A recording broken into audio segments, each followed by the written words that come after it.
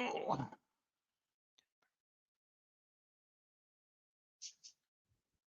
Well, hello, my friends. Hello. Right, welcome along to Monday evening with me in the shed, and I have my trusty earworm, Doug, in the background somewhere. I'm just going to get him. Hello. There he There I is. am. There I am. Oh, Hello, yeah. everybody. Good to see you all. So, Doug might sound a wee bit different tonight because he's not at home in his normal house. He's at his parents' house Yep. and he's sitting outside on his phone. So I just thought I would tell you that. So he won't maybe be able to write the chat out, but we'll see how that goes.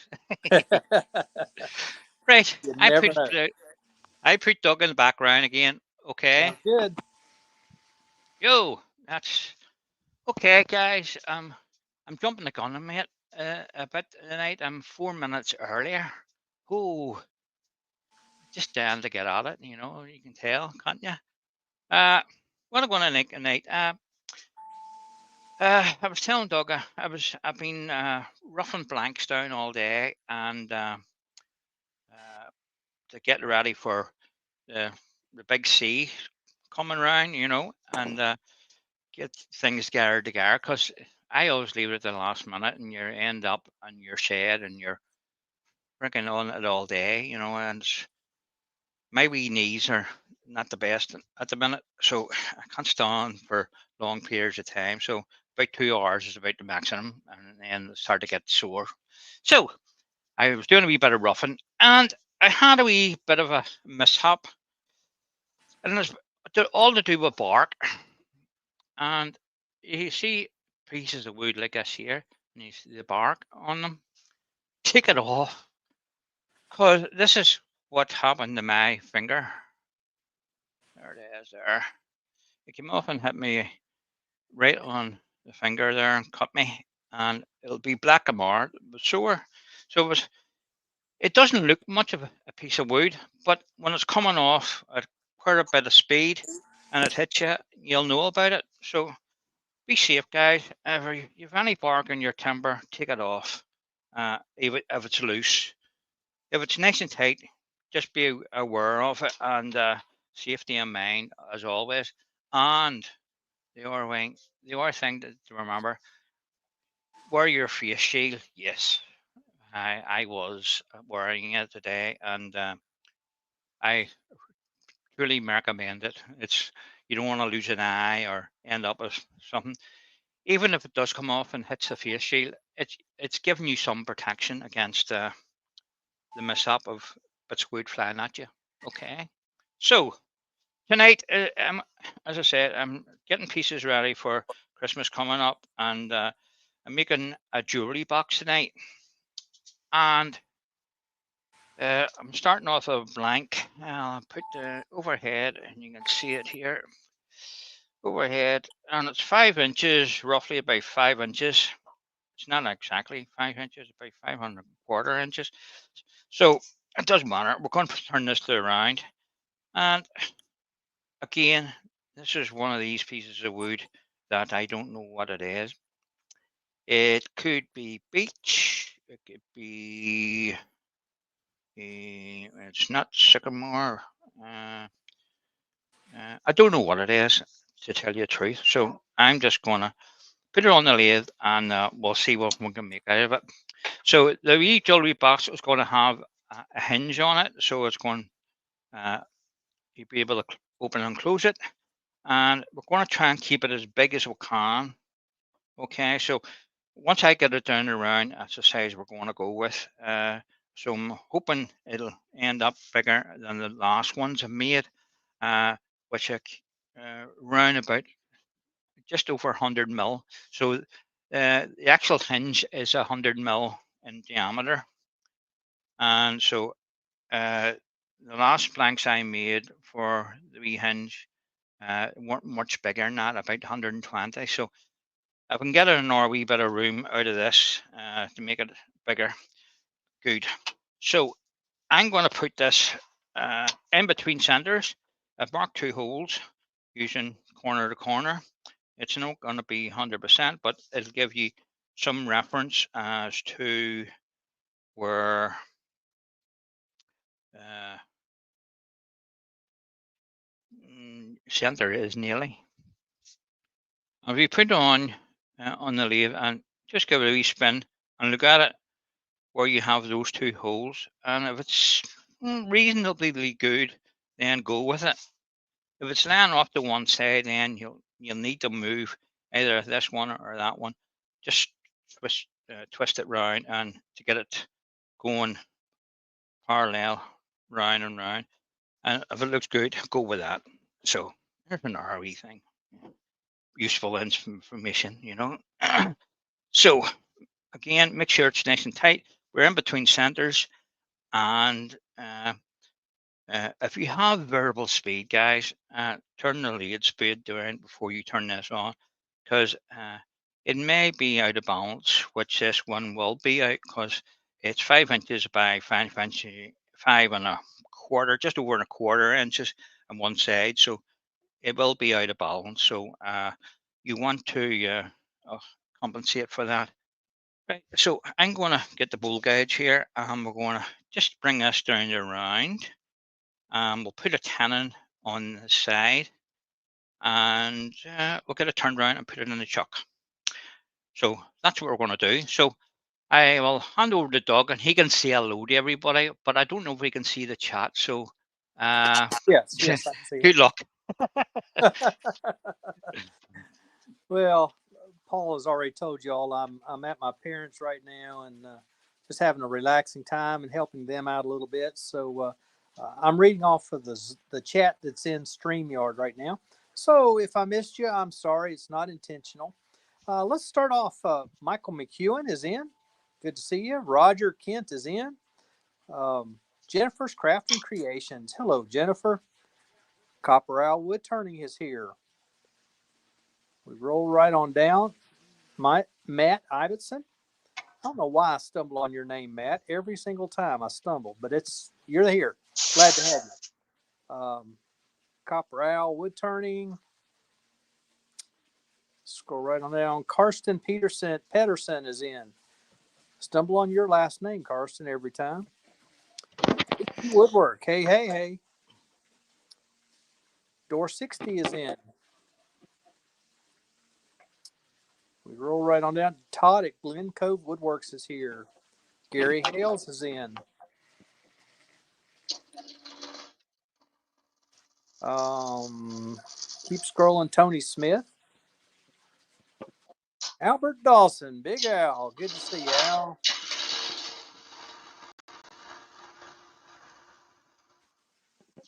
Still scrolling. It looks like I'm at the bottom right now. So if I missed you, just let me know and I'll be glad to give you a shout. Well, welcome along, everyone.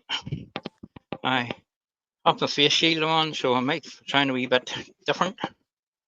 So I'm taking no chances after the day with that bark hit me in the finger. It is not. And actually, Paul, you don't sound any different. You sound just doing that. But you're saying the same, yeah, great. Yeah, you might sound different to yourself, but not to us. You sound the same.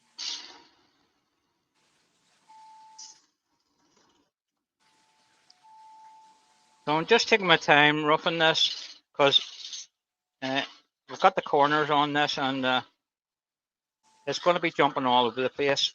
So if you wanted, you could draw a circle on that where your points are and go to the bandsaw and take the corners off if you so wished. That's another way of doing it. Malcolm Douglas has joined us. Hello, Malcolm.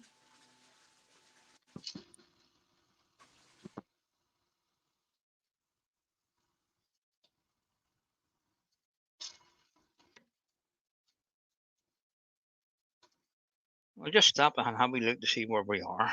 I know we're nowhere near, but we're getting there. So there's a wee crack there. I'm hoping that'll turn off. So I am. So it's a wee bit more around there. So I'm going to try and put the speed up a wee bit. And I've managed to get up to 1100 RPMs.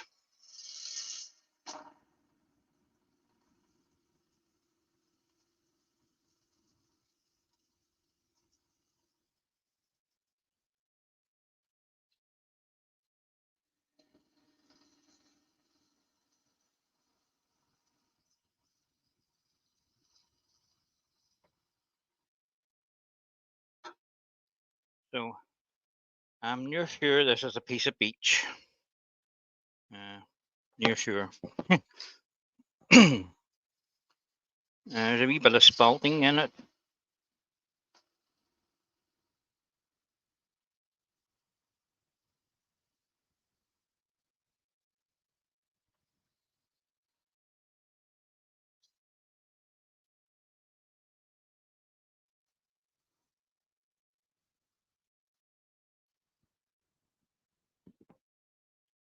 I would normally like to see. Oh, we're round, good. So I wanted that to be on the bottom, so a bit of tenon. Right, yes, that will be the tenon. Okay, I'm just getting to grips with my orientation for the piece. Going to put a tenon on here, which will allow me to put it in the chuck. So this will be the base, and we'll be able to turn that away and that away. So that's the plan. Okay, so it's over. We'll take a wee bit more. Now that's round. We can get the speed up a wee bit, and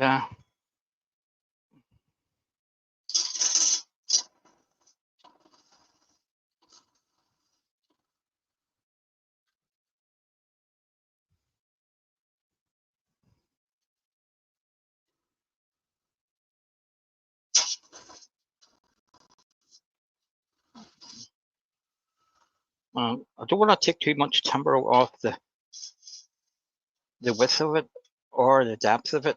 So I'm going for a nice shallow cannon.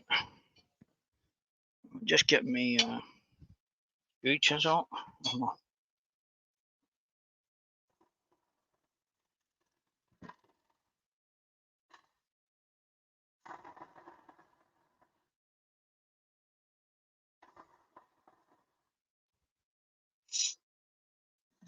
Just cross the face of that. Make sure it's flat for the chuck jaws.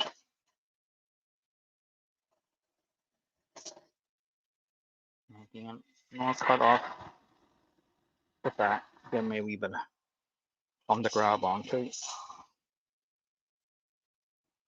And a wee babble for my dovetail jaws. Okay. Help me with that. Just take a wee bit more off that.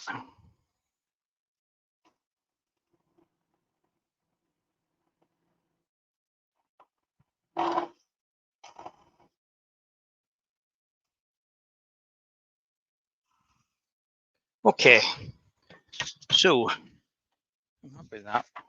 We'll get that turned right. I'll get a wee measurement off this and see what size it's going to be.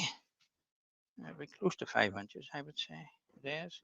Exactly 5 inches. How did I know that? That was good. Good guess, Paul. Yes, it was. Right. Just get that out of the way.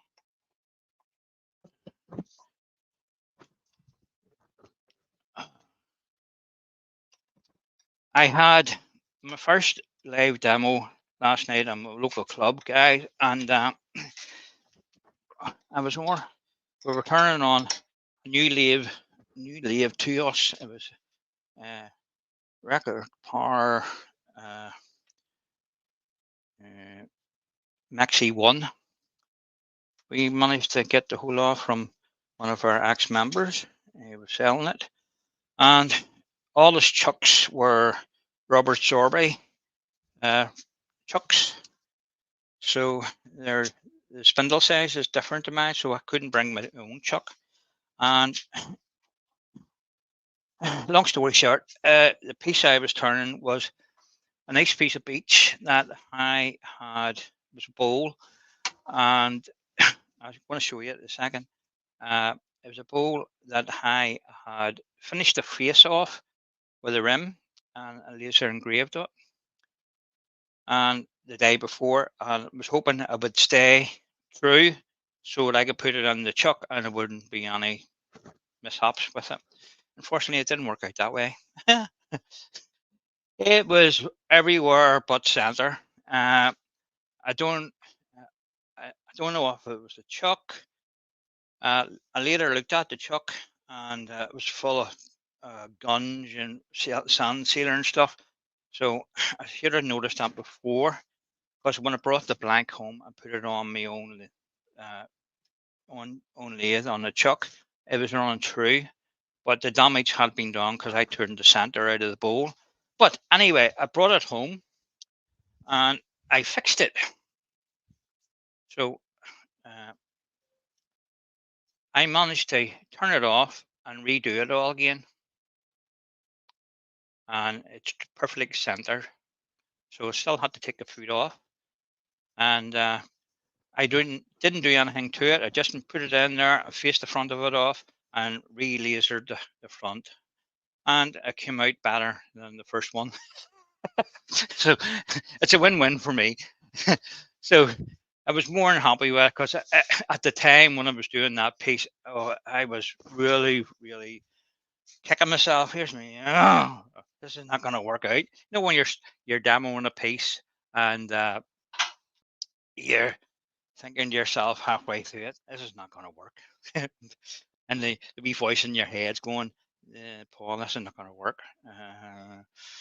And I got to the stage I was going to turn the face off there and then, and I decided to leave it.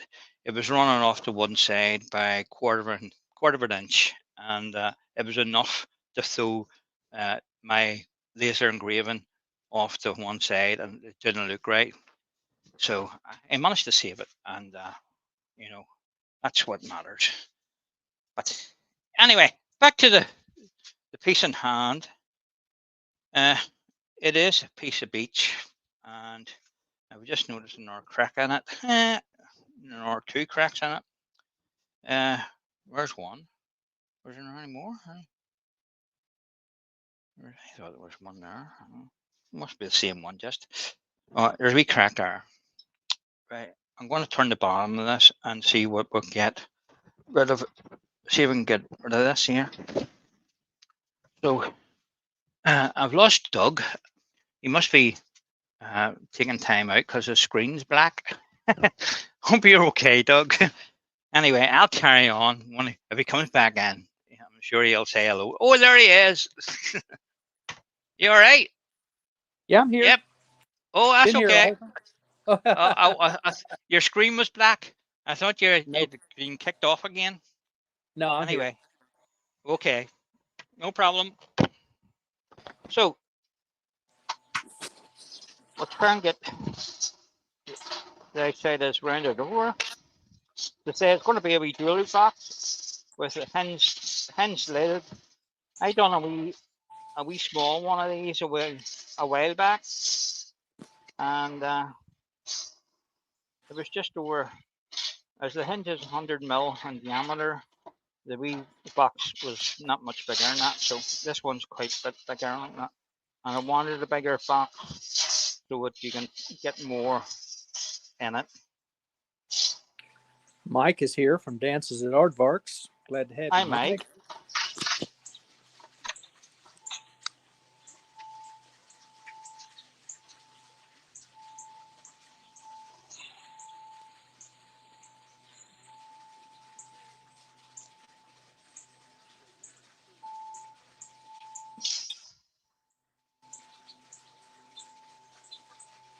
Right. I just want to see what those cracks are like.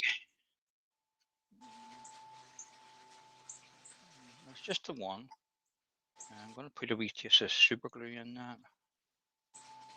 There. It's just running across there. I don't know if you can see it. Oh, there you can. So a wee taste of glue to help it. I must get some of that thin CA. This is miter bond. It's quite thickish, so it doesn't sink in as good as the thin stuff. But anyway, we'll get the old digit and push it in, and just be careful you don't stick your finger together. But hopefully, a wee taste of that went down into the crack. I'm not going to be turning much more off the diameter than that. I just had it with a wee taste of activator. We'll just tidy that up. Just knock my face shield off and the glass. The glass shield just fell out of it. Bear with me, guys. I have to get this together again.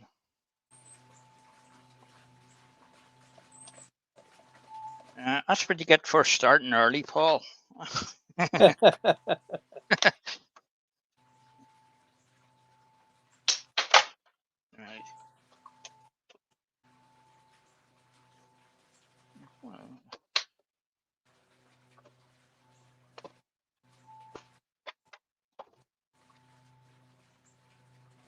Okay, no, something I can't be annoyed by that. All the danger stuff's gone, so we're just going to go without the face shield for now. It's all more or less finishing. So I'm going to remove tail stock out of the way so that I can get me more arm in that. So I want to do a push cut on the getting a nice finishing cut on that. There's a wee bit of tear out on the end grain there, so that'll should eliminate that. So we'll try and get that round. There's a wee bit there. There, you can see it. It's a wee bit rough on it. Just want to face that up too.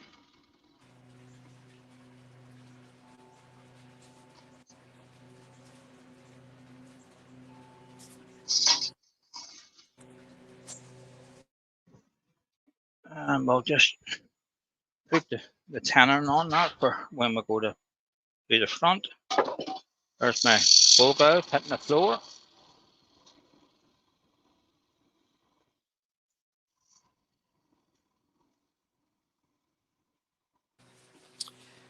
The professor has joined us. Hello, Rob. Glad to Hi, have Rob. you.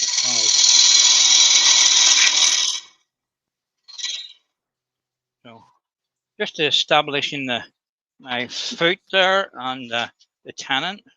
So we just want to face that off so it's nice and flush.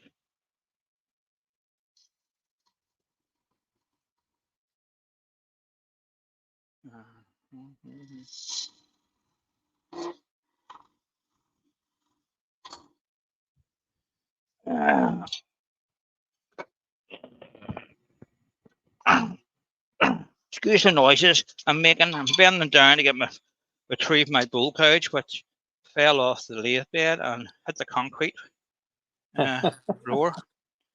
I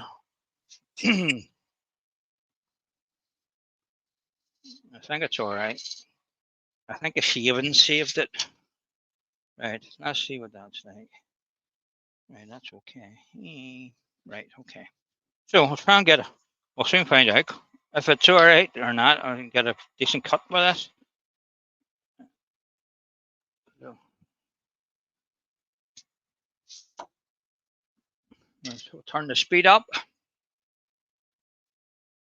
1600 RPM.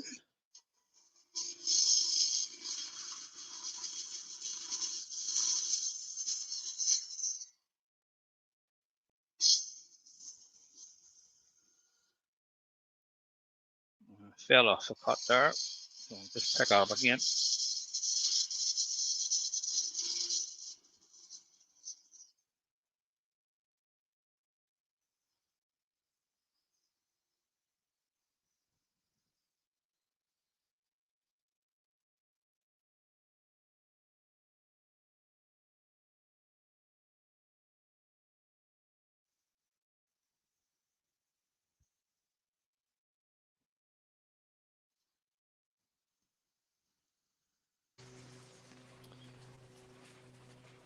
Love those nice slow finishing cuts to leave a nice smooth edge or surface.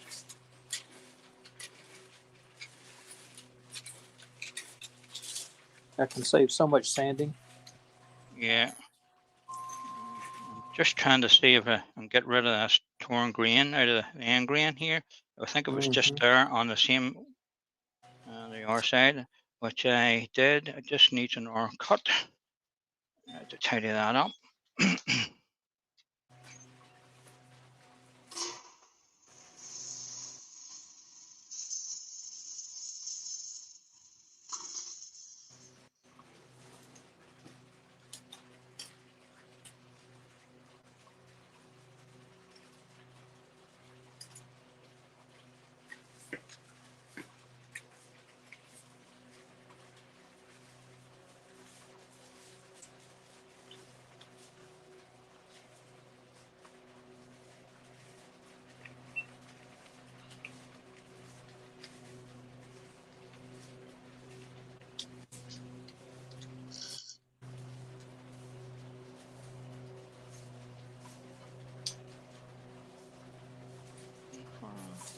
Well, that got rid of the turret, but unfortunately I didn't get rid of my crack.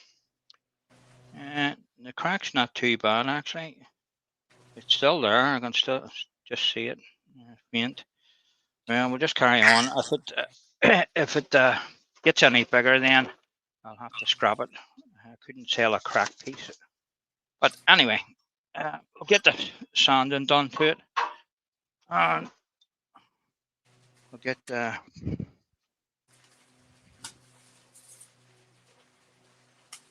and turn it around. So turn the speed down. It's going too fast for sanding, so just about 900 RPM will do.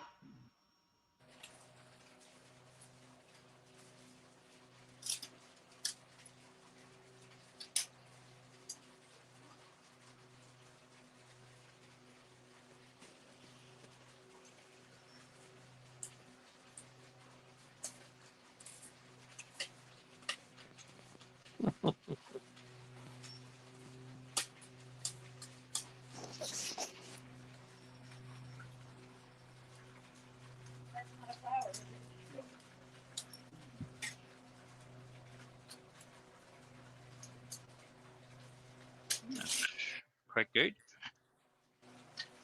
As Doug said, the better you can get a nice finishing cut on your piece, the less sanding you will have to do with it. So that cleaned up nicely.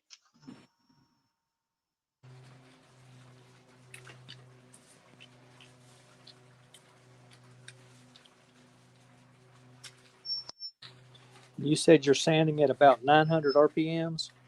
Yeah. Okay. Yeah, 900. That's one of those things, I think if you ask 10 different wood turners, you're going to get 10 different answers.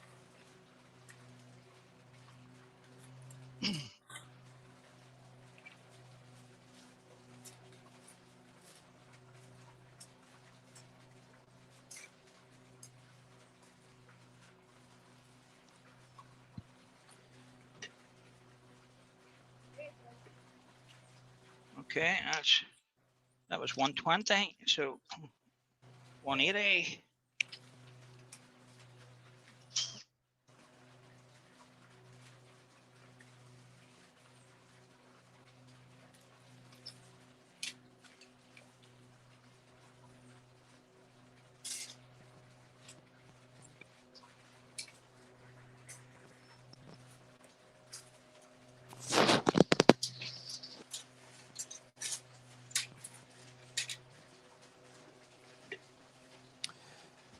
Okay, that's fine. So I'm just checking before I move on to the next grit that the previous sandpaper done its job and there's no visible lines. Lucy Sweet Potato has joined us. Hello, Lucy. Hi, Lucy. Welcome along.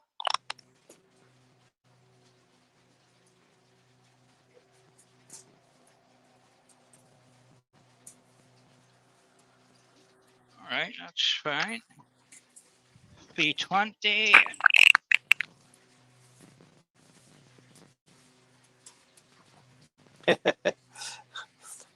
Mike asked, "Who's speaking dolphin?" I think that's Paul's microphone. You're getting a little break up there, Paul.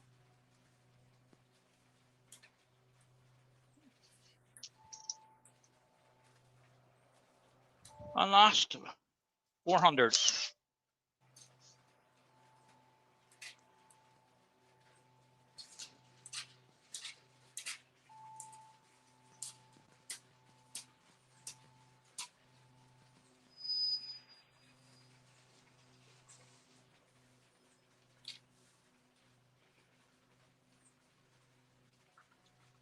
Okay, that seems to be okay.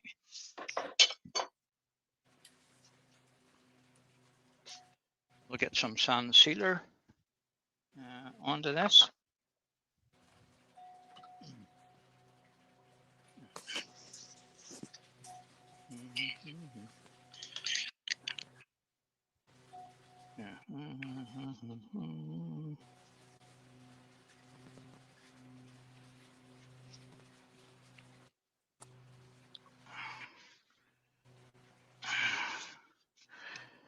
I love the way when you put a sand sealer or anything on a piece of wood, it just jumps out at you, and Yes, it does. you just see the beauty in it.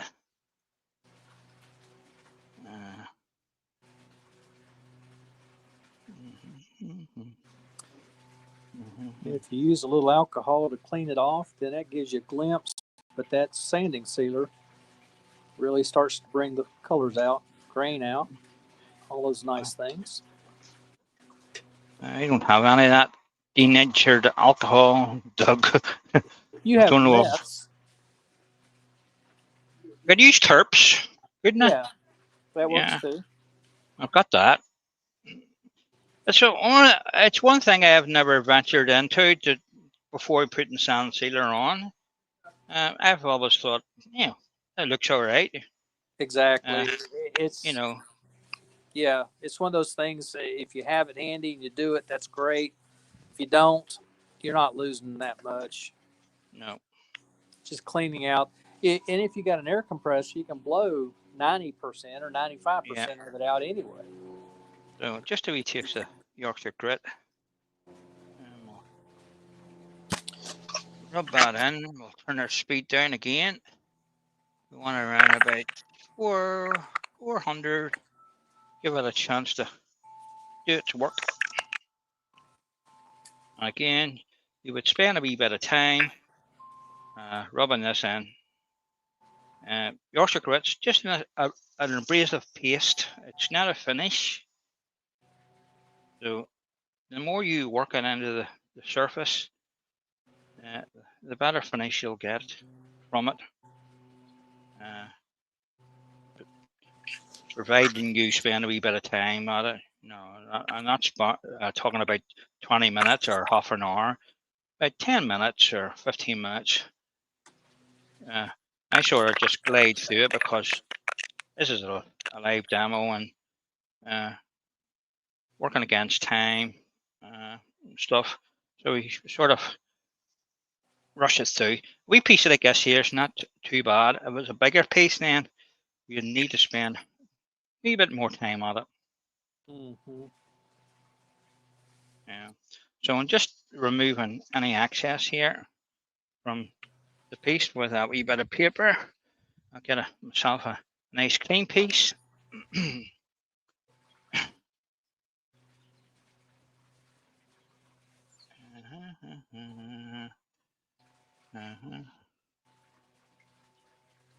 And you can tell when the transfer from the paper stops, you can be sure that you've removed any excess.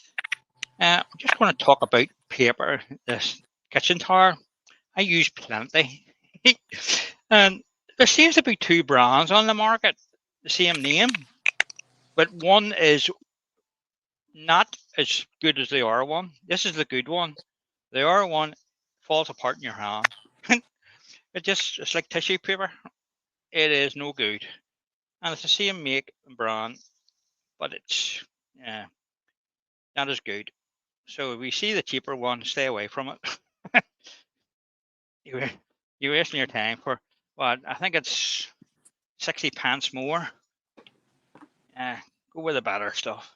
It says the gear, and when you're doing this, I was using a couple of weeks ago. I was using a wee bit, and every time we touched the piece, it just fell apart.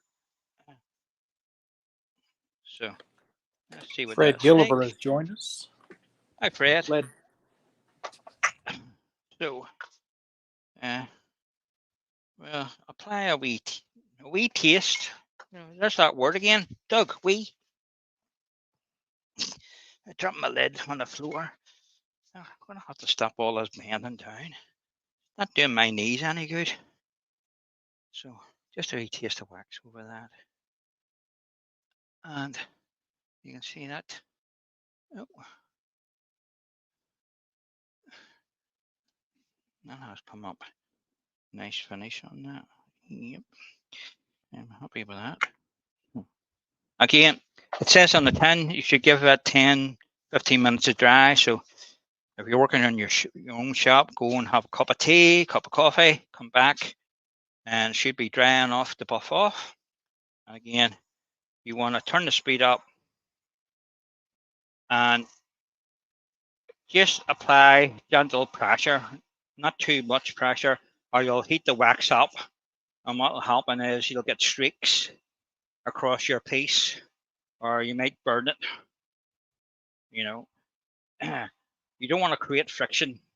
Okay, friction's not your friend. You want just a nice gentle pressure on the kitchen towel, and keep moving the towel around and around. Get a clean piece.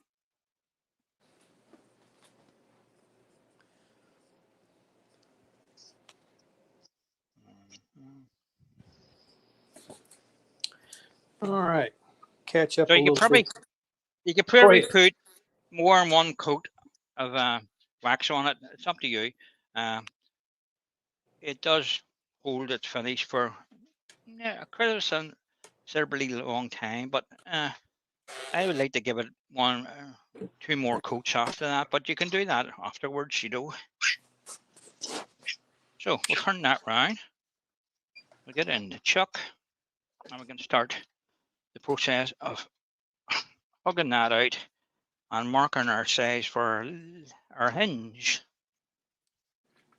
Now, you've seen these before. I've used that before. These hinges, they're 100 mm in diameter. I forget the name of the company that sells them online. I got this at the woodshed because I had said to Linda at the woodshed, and she bought them in. She went on the internet and found a company that has them, and they supplied her with some of these. I think these are about £6 to £7. You can get brushed chrome or this gold effect on them, and they're not a bad hinge. You might have seen the wee small ones about. You can get those anywhere, I think. But any wood turning supply shop, you can get the small. I think they're 50 mil. 50 mil. I think they're in diameter. They're only small, like so. I have the size taken this, or I want to mark this. So I'm just going to transfer that size onto my piece. Remember, never touch both ends. Oh, you'll get a nasty shock when it comes up and hits you in the face. They will remind you, won't they? Yes. Okay. So I want to drop the tool rest a wee bit. It's just a wee bit high. Just turn that speed down a wee bit. I had it turned up there for the wax. So see you later, Carson. Carson's got to run, so we'll see you later.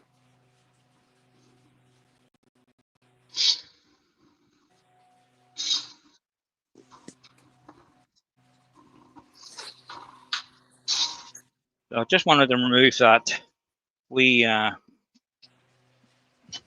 tenon there. I'm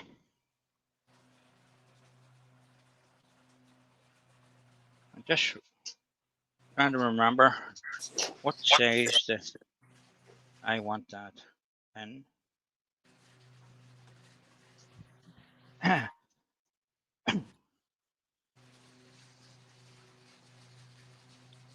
that's the inside of that. Right. If we're not sure about what side, if it's inside the line or outside the line, take a light cut and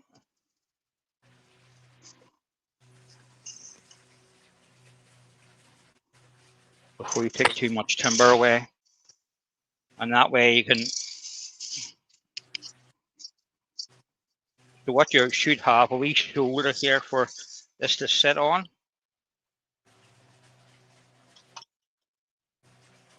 It's probably nowhere near it, like, but it gets you in the vicinity of it. Yes, a wee bit smaller than that, Paul.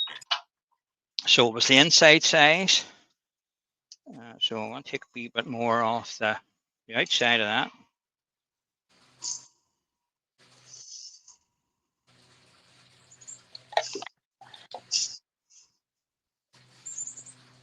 And again, we'll try our hinge up. We're getting there. We're getting there.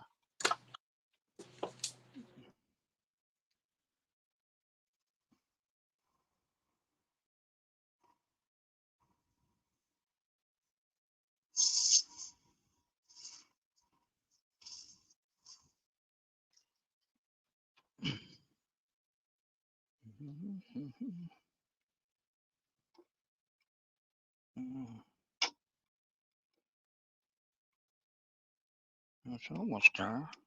Just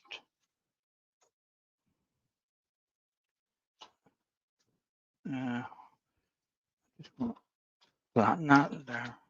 The skew.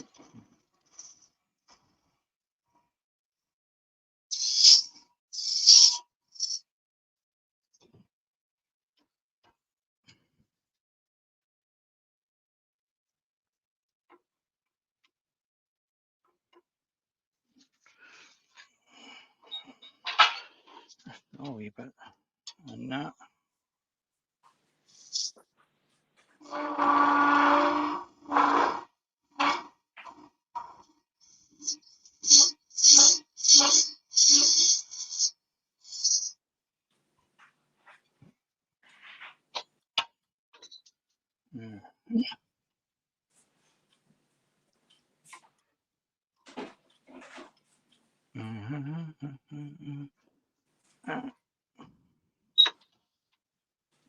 It's very easy to take too much off this, and then you've got a very loose fitting hinge, and you're relying on a lot of glue to hold it on.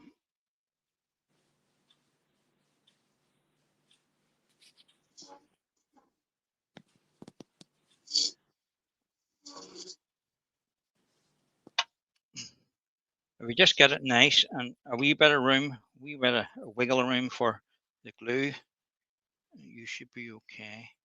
Okay. Just to make it a wee bit deeper for the ring to sit in. Kind of like fitting a box lid, isn't it? Put a wee bit of a bevel on this outside ridge here.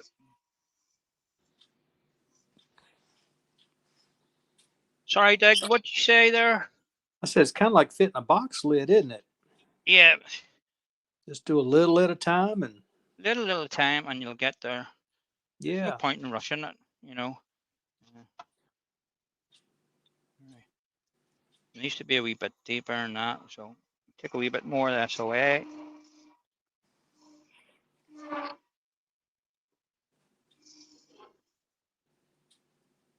I think the depth of the hinge is about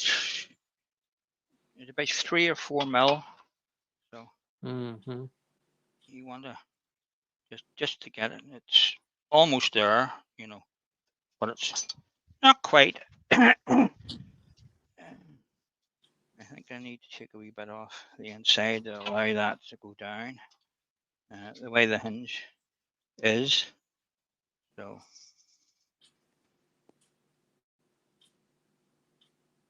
I'm just going to get a spindle gouge here just to remove a wee bit of that timber. I can put a wee relief cut on that so it drops down on the inside of that, if you are following. Okay, right.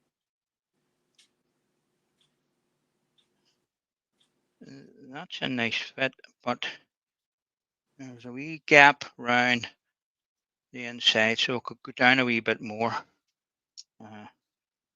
So I think I'm more or less where the circle is. That's where I want to be, but I need a wee bit more off that, just to allow that to sit nice and flush. So I'm just making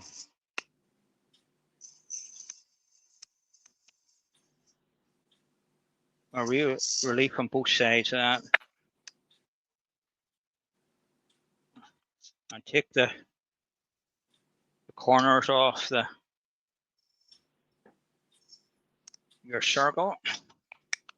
That'll help go in a wee bit more, and you find if you're fitting something like that there, it always doesn't go into the corner, so you're better taking a wee bit off.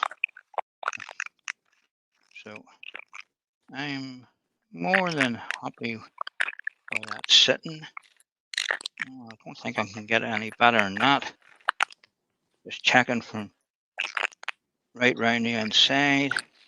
It looks nice and tight. Okay, so I'm happy with that. So I want to change this angle here a wee bit more of a bevel on it, so it's not just a flat transition into the hinge. I think a wee bevel on it will make it look better. Paul, it sounds like we're about to lose your audio there. What? Sounds like you're losing your battery in your microphone or something. I thought you're that was you. I don't. Picking up a good bit of static. I'm getting a good bit of rattling in my ear. I can hear. I thought that was you. Yeah. Hang on. I'll mute you just see if it goes away. Yep, it went away, Doug. It's definitely you. It's definitely you, Doug. I'm still hearing it. Yeah, I muted you there, so the noise went away as soon as I turned your sound off. So sounds like you're chewing a lot of sweets.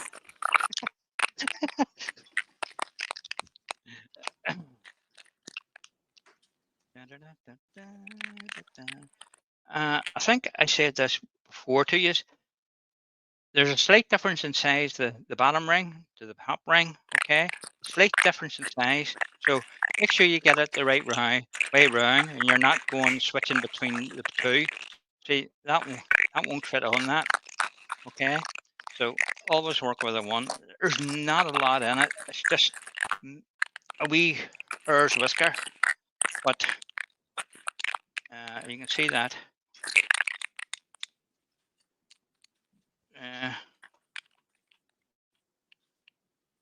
What you do, Doug? Turn it off? I didn't do anything. You want to go out and come back in again and see if it stops? I can do that. Be back shortly. Oh, all right.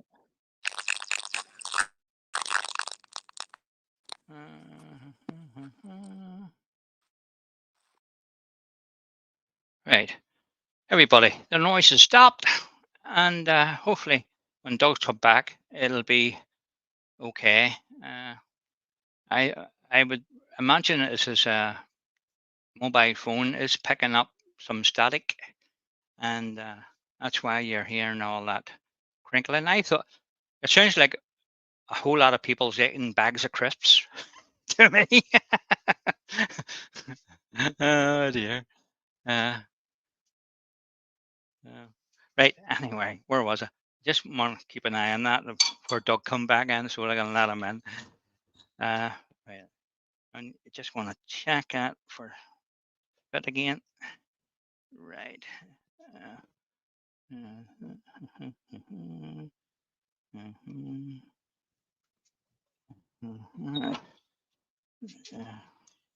Just need to flatten that. There's a slight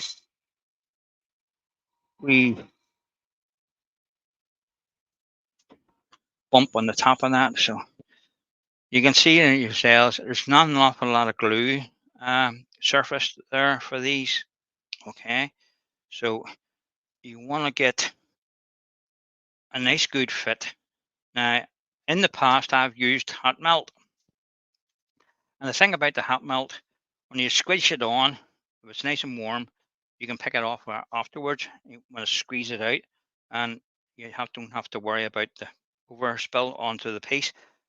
I've done a couple with the CA, and if it goes on the brass, it usually you can't get it off without scratching the surface and making a mess of it. So that's why I decided to use the hot melt just for that reason. So I want to take an RV cut off that.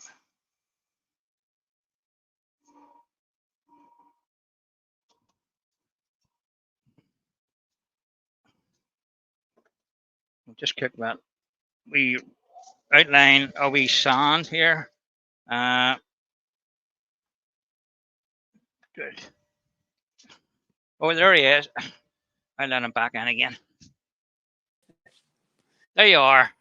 There I am. Well, it seems to have gone away now. Here's for hoping. Yep. It'd probably be a bit static on your mobile phone. It's picking up, well, we'll see how it goes. Yeah. You want to put me in the background? Aye. That's a big good idea, wouldn't it?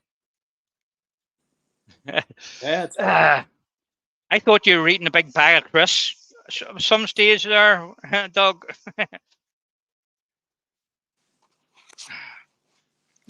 Oh, that off there.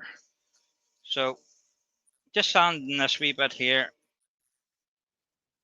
so I can move on to the inside of this. Okay. I can always hit it later on. I just want to check out when I sanded that, and that fits on. Oh, lovely. Okay. Right. Where's my pencil? Turn that racket off. Right. I'm just putting a wee pencil line around the inside of that ring there, because I have a habit of cutting. When you're hollowing things out, you take it away, and before you know it, you're having to do all this again. So just be aware of that. I've done it a couple of times by mistake, and it means you have to go back and do it all again. So I'll hollow this out, and it shouldn't take too long. I'll turn the speed up a wee bit.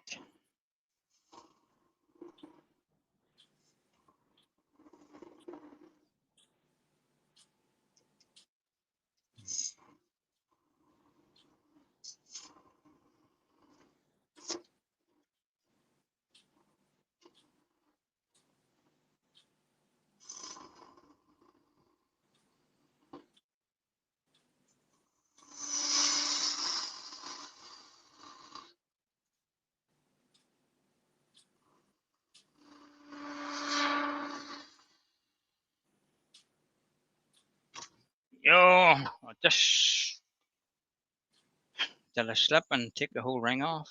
I did. I did. Right. Right. That's what you get for rushing, Paul. I shouldn't have rushed. but I still have the outline of the ring, so all's not lost. Go a little quicker this time. Okay, so things happen, and it just shows you. Should always take your time.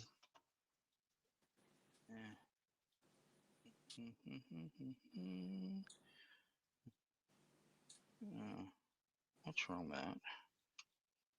Right. I think I misjudged that.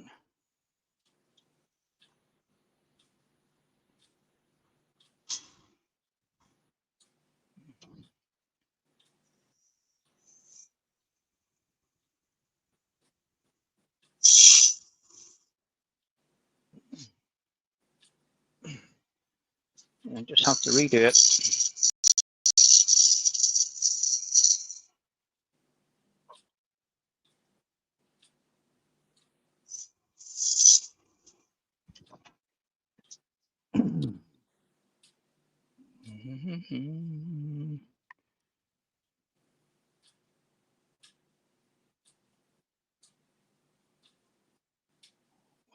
It's not like that. Oh. I thought that was there, but it's not. All right. Okay.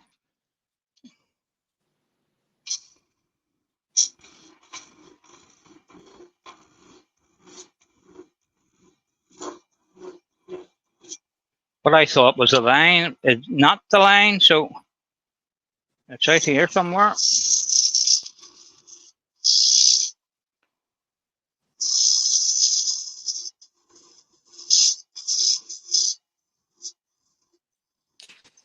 These hinges are something I've never used before. I'm just going to get my calipers again to see where that exactly is. Right, that's the outside of that. So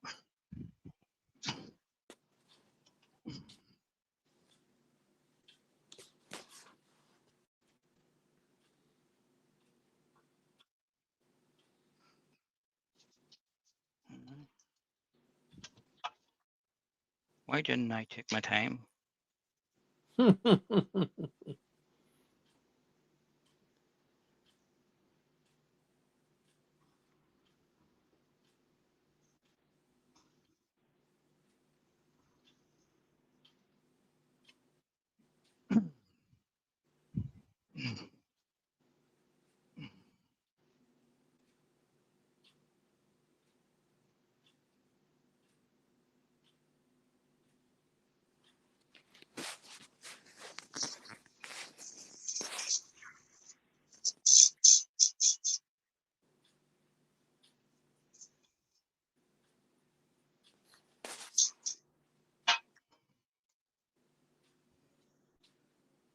Yeah, all was going very well until I messed it up.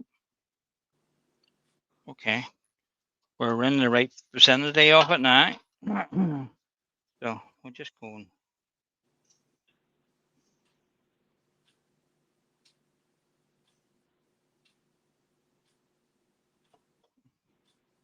again take a wee bit of time and just fine tune it until it goes on. And it's still too big. So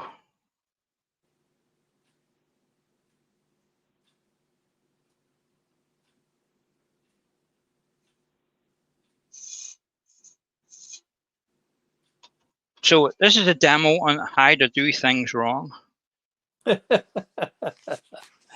So you don't want to do that. Okay, we're getting there eventually. I need to flatten that. And take a wee bit off that.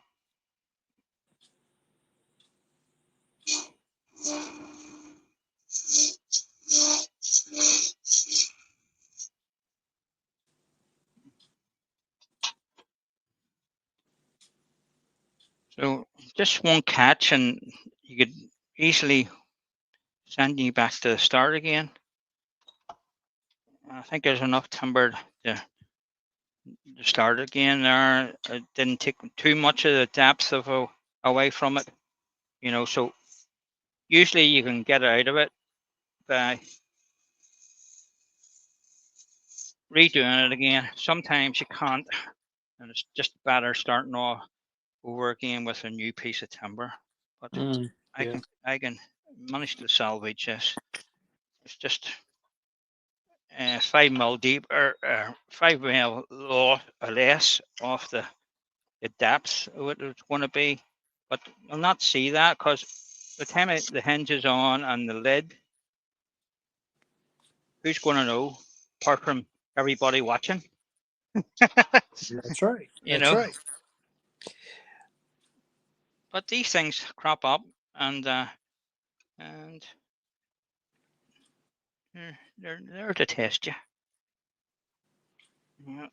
Yeah. Most of the time, there's a way for us to get out of it, isn't there? Yeah.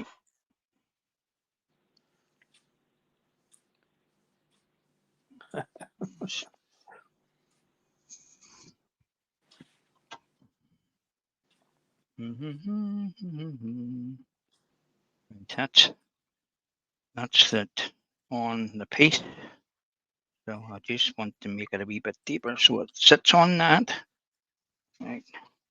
That's okay. Right. Just using the parting tool to make a relief cut on that.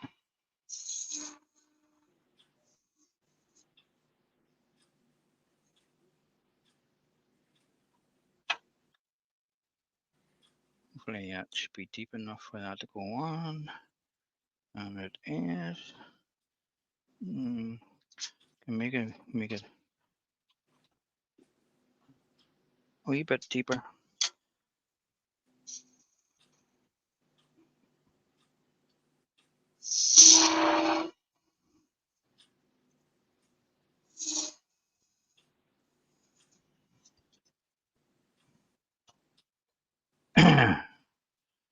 You probably saying to yourself, so much for the pencil line, Paul.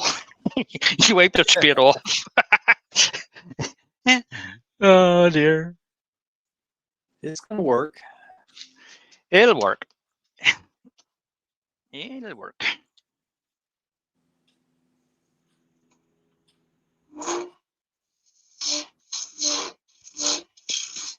Just put my wee slope back on. My wee babble.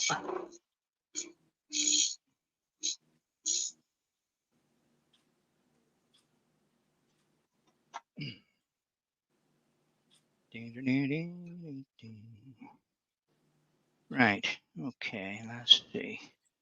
That's going on to there. I think that's a wee bit high on the inside.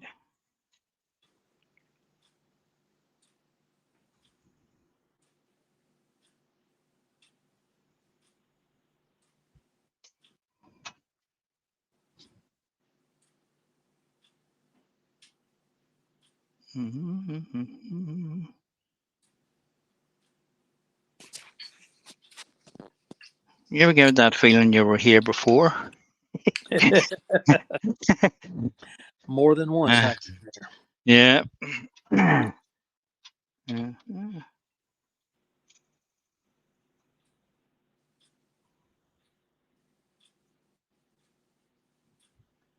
Just taking the fiery corner off those wee edges, top allow that to sit in.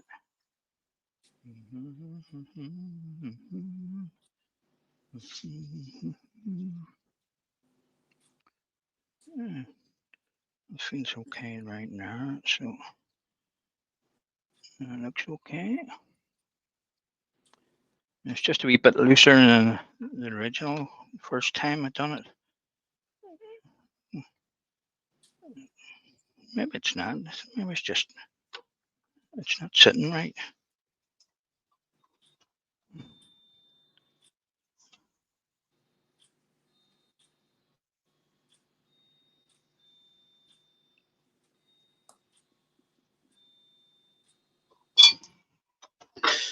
It would surprise you the slightest wee bit, I just told you from putting that on, or the back on again, and you wouldn't believe it.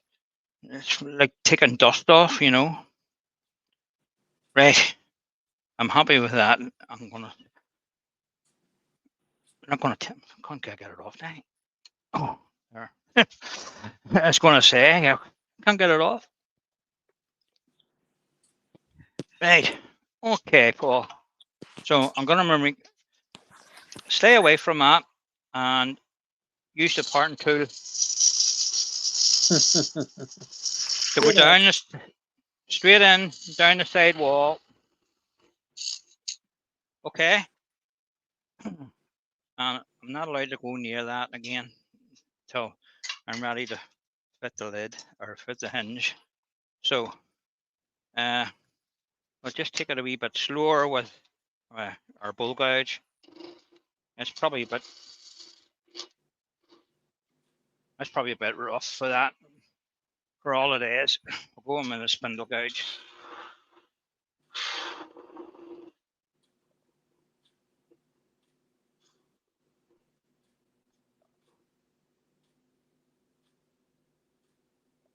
Again, just start your cut and just be gentle to get your cut started, which I didn't do and paid for.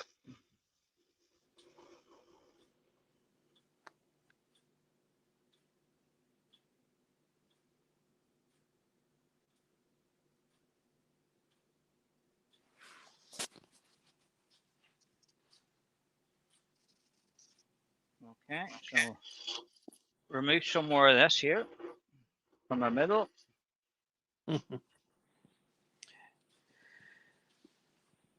Gary Hale said, Paul, I'm just glad I'm not the only one that things like that happen to. No, Paul, you're not. It happens to all of us, especially in a demo. Whether it's Yeah, it seems to go all wrong when you're doing a demo. When you're sure, on your own, it doesn't really matter but you're doing in front of people, then it sort of matters a whole lot. mm-hmm.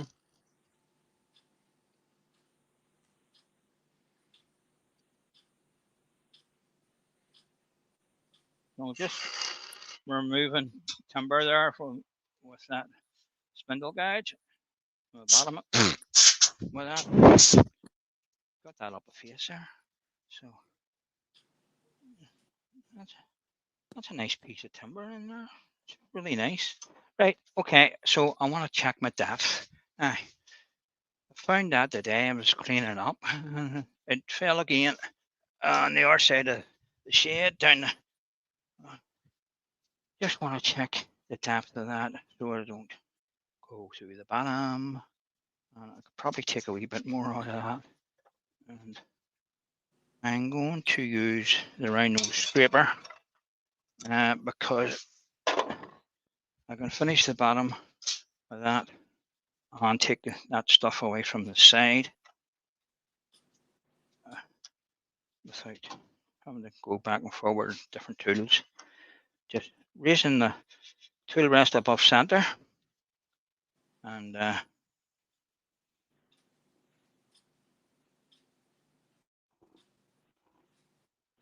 start off with that wee bit.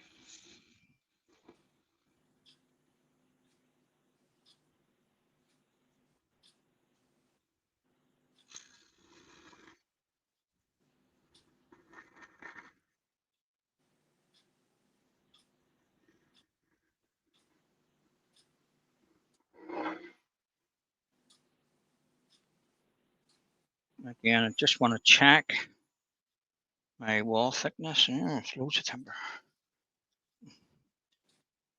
The second you don't check something, it'll be the time that you should have.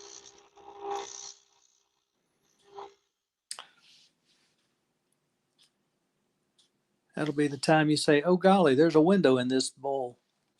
Yeah, exactly. That is Not a lot of room there to get the shavings out. Yeah, still a wee bit I could take off that. So I'm just trying to undercut the side of that in the corner here. And just bring that round.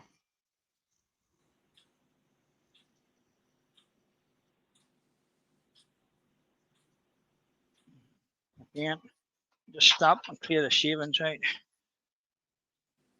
And do the finger test. Still have room. Still plenty of room.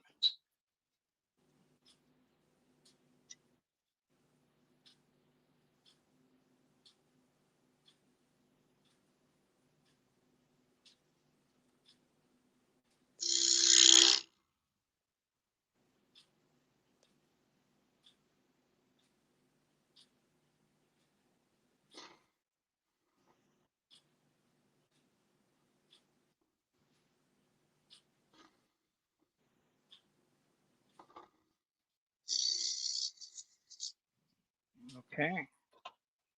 Have another wee look at that. Yeah, that's coming down nicely.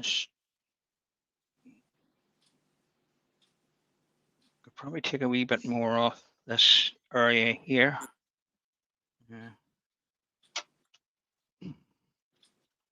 Just bring to the rest and a wee bit further, so I'm not overhanging it too far.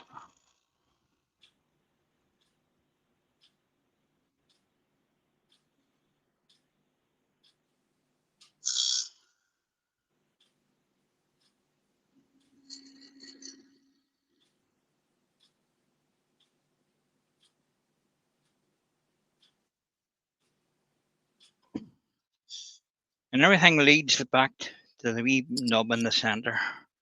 You either get a wee dimple or you get a wee nub. And usually fighting with it to get rid of it. So I have a wee dimple. So I need to remove that.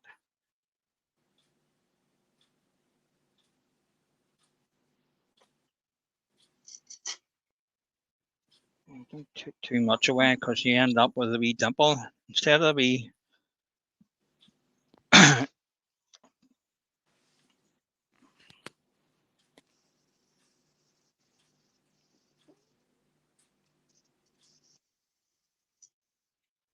Okay. Yeah, I got it. Let's see what that's like. I'm going to try our wee lid or hinge back on because we've moved the timber from the center, so wood will move a wee bit. So I still wee for the timber to take off this edge here. You can just see it through the hinge. It's prouder than the hinge is. So I just want to be very careful. Mm-hmm. And I'll Just a whisper. just be careful. No, I'll not use that. I'll use a skew and just go straight in and cut that.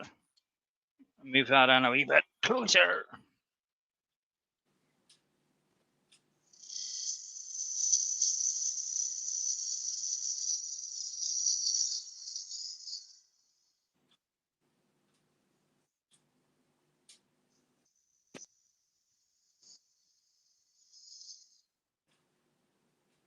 Okay, I'll just bring the hinge over and to see where that transition is between the two, outside and inside. And that's nice and flush now with that. So actually better the way it worked out than the first time round because it didn't have that much of a lip. And you want something substantial to keep the lid from the hinge from moving and flexing. So I can take a wee bit off the very inside of that corner just to relieve it, to sweep it in, and Okay. just to make it a wee bit more appealing. And where's my scraper? I'll just use my new scraper again, just to do that. Lift that to the rest up a wee bit. Okay. And we'll just gently, and I say gently,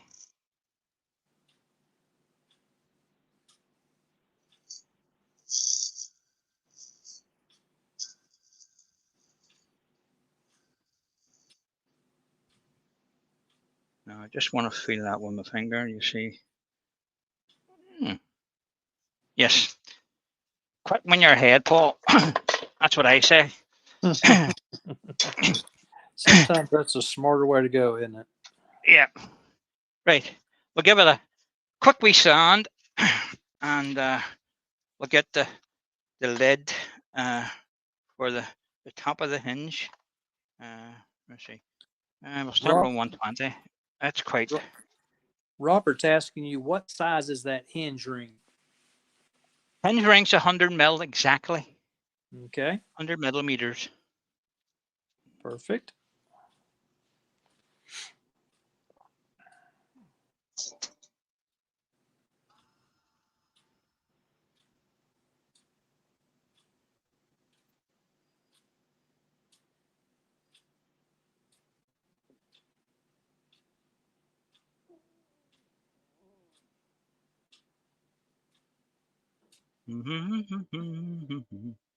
Yeah, and that's.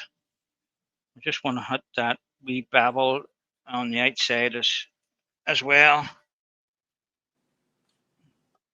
with the 120, just right here before I move on to the next.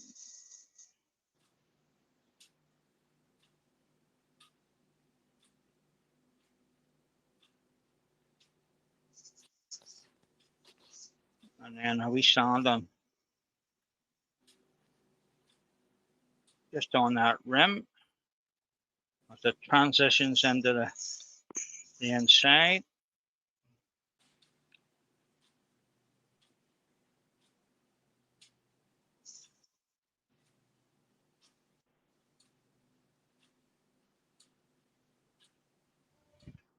Okay, so that was 120, 180 here. Give it a quick.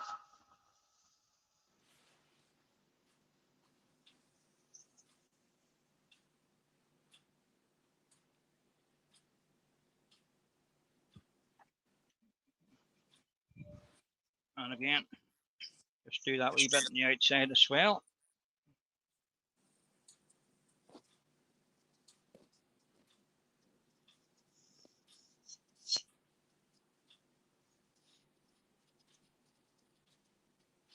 Just stop and have a wee look at that and just make sure everything's okay.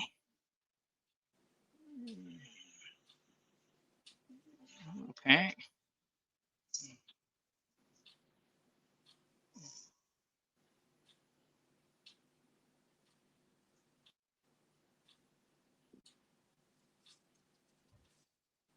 One eighty, so 240.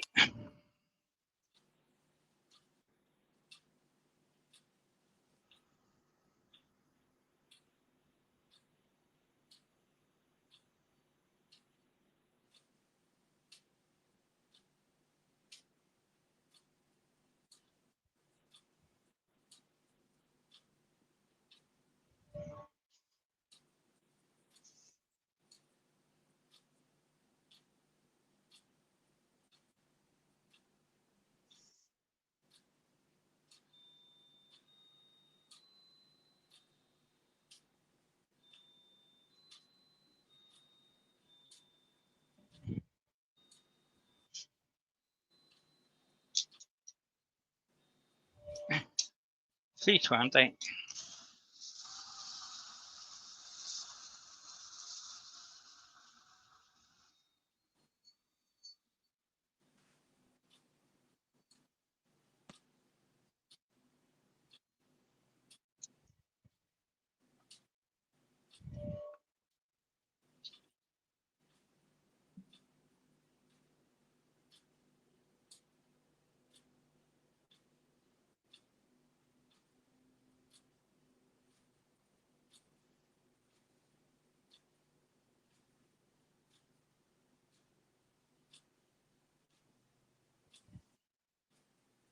And last 400.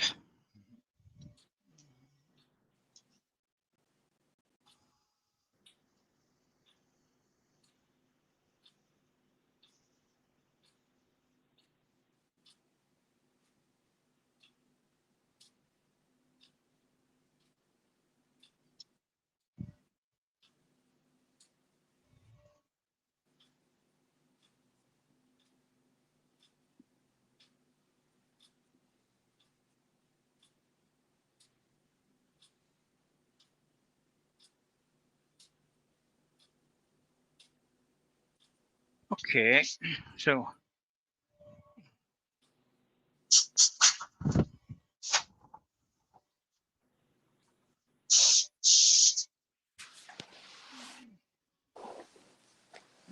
turn that off and put some sand sealer on that and bring it on to making the lid.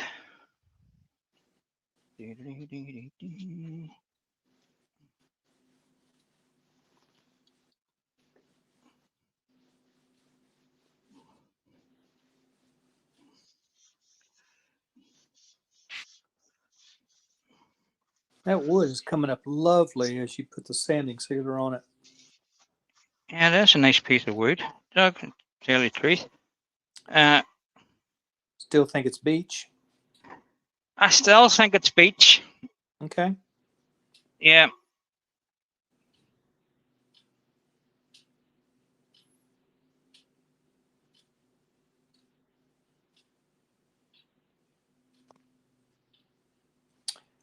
Hmm.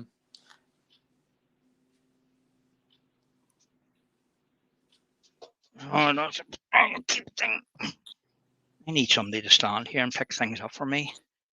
I just dropped the sand sealer again. I'm not going to bar with Yorkshire grit in the inside. I'll just put a wee taste of finish on that. Just a wee taste of wax in the inside.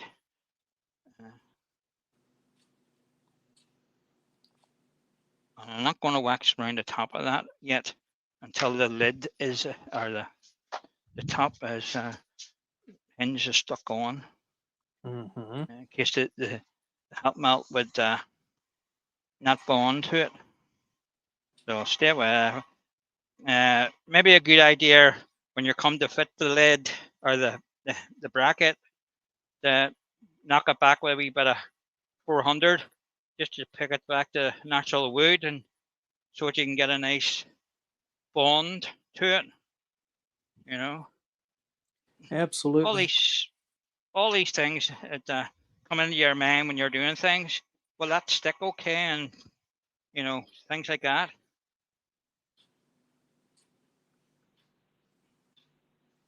So turn that off. We'll just check our hinge one more time before we take this off. And that goes on lovely. So we need lid. Need lid. Okay, we'll just set that off. We're finished with this wee piece for now. We'll set that over this side. Just remember to put that. Where's that hot melt glue? That's it there. Just to turn that glue gun on. That one of mine takes a wee bit of time. Now, what did I do with that bit of timber for the lid? I had it sitting. Oh, there's it there.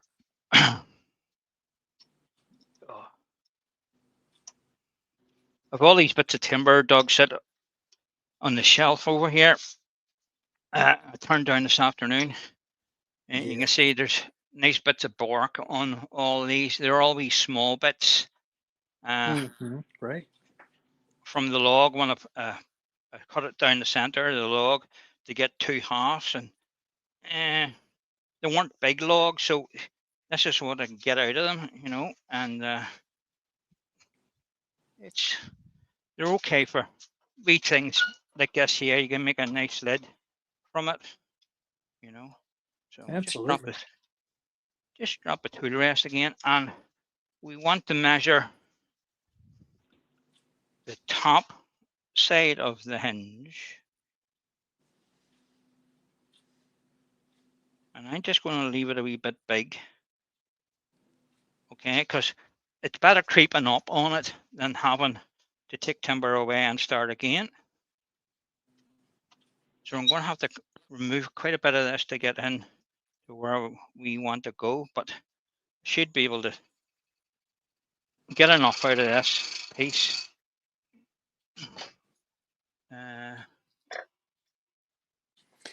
Just use the Paul, guide. Mike is asking if the hinge will be seen when this is finished, and if it is, can it be hidden? Is it possible to hide it? Can the hinge be visible when it's Yes. finished? Could it be hidden? Right, okay. I'm going to show you a box I made previously. There's a box I made a month or two ago. So you could decide to sink this down in further on the bottom where you have your lip here. See the lip? And make it sort of a recess that comes up to here. And you can make your lid fit over this to make it wider. And you would only see partially part of it.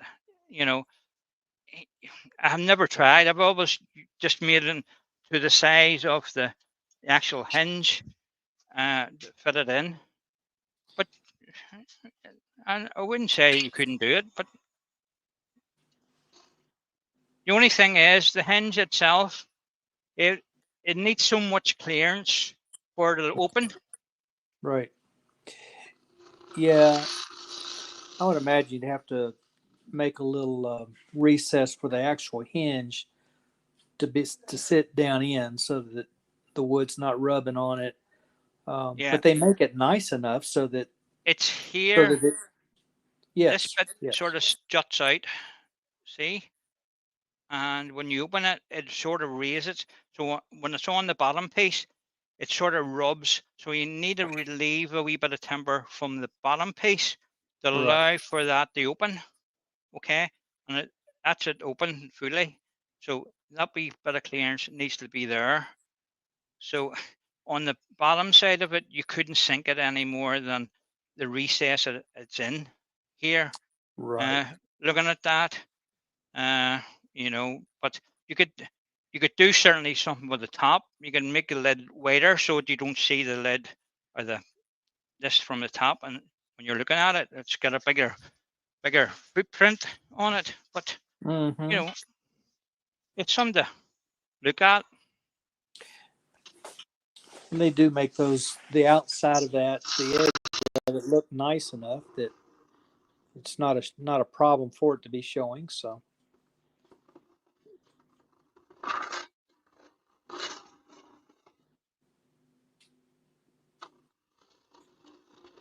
So I'm just removing some timber of this here to try and get the size I need for the hinge or the lid. Getting that bit of big hole away. I think I managed to go through it. There's very little of it just there. So where's that caliper? I see what that is. So, oh yeah, I should be. Oh, is it going to go? Right, is it going to be close? I like to do things hard, don't I? Right, I'm just going to take some more of this timber away with a parting tool here to see what I actually have.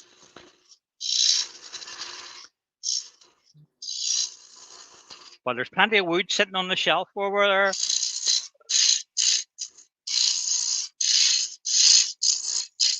The thing is, the lid is not that thick. Okay, so there's a good quarter of an inch there on that. So bring that over and see where there's nowhere near it. Shouldn't be anywhere near it. No, it'll work. It'll work. If it's scared of those barking bits of bark coming into the side of it, there's one that might just nip into it. No, it shouldn't. Oh, we'll find out. As I say, we'll find out. We'll know for sure here in just a minute.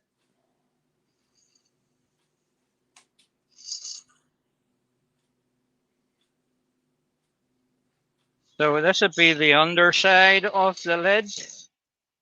So I'm just making a slight recess, baffle, whatever I want to call it. Slight dish it in, not too much. Okay.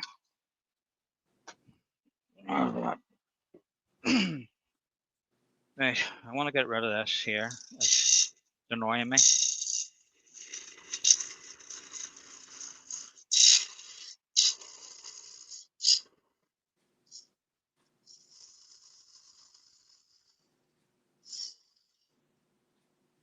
Okay. Now, that leads me look at this and see how far I need to be into that. So we'll get that to fit on that, and then we'll see what we're left with. So again, we'll just take it nice and gentle. We'll leave a wee bit of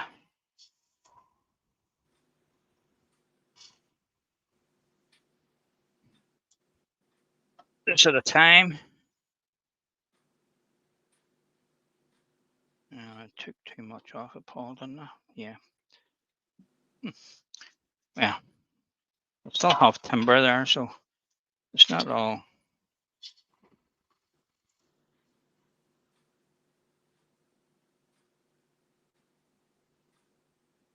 So must be very close to that.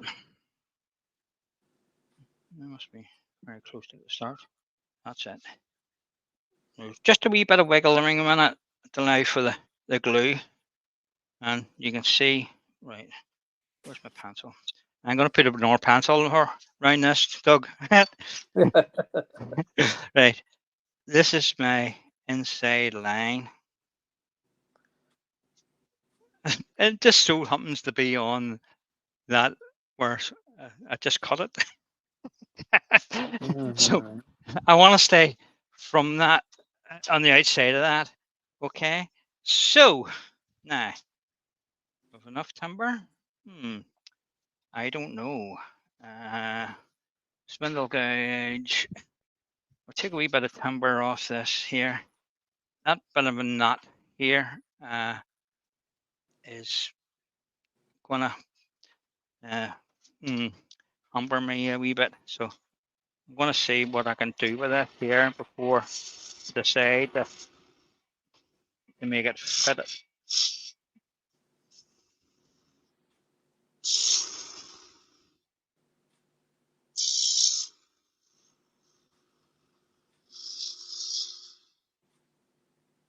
Okay, let's see what we're left with. Oh, very little.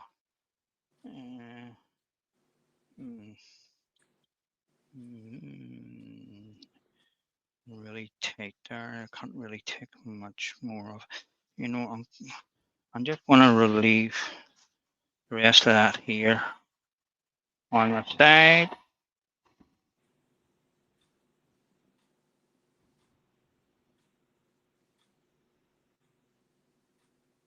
Just want to see if I can get rid of that bit of bark. Right, there's just a wee bit. Where's my hinge? Just see what it's like. Right. Okay. I don't think it would look that bad if that wee bit was there. Just a add to it, I think. Little character line.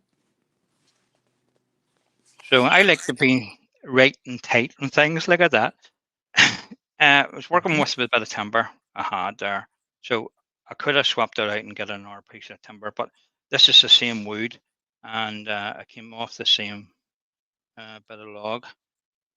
I can get a wee bit in there to take that wee dimple out of it, maybe. Well,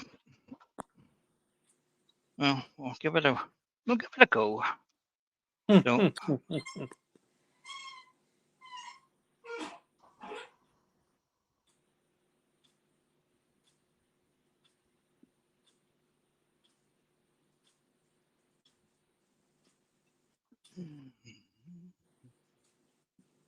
it's not as noticeable now. I'm going to have to live with that wee bit. Okay, so we do have a wee bit of timber showing on here, so we're going to have to live with that. The options are redo the lid tomorrow and pick a new lid on it. So we'll just go with it for the night, and I'm going to start all over again. So we can sand this up, the underside, and we'll need to turn it around and finish the top of the lid. Okay, so we'll get the dust extraction on.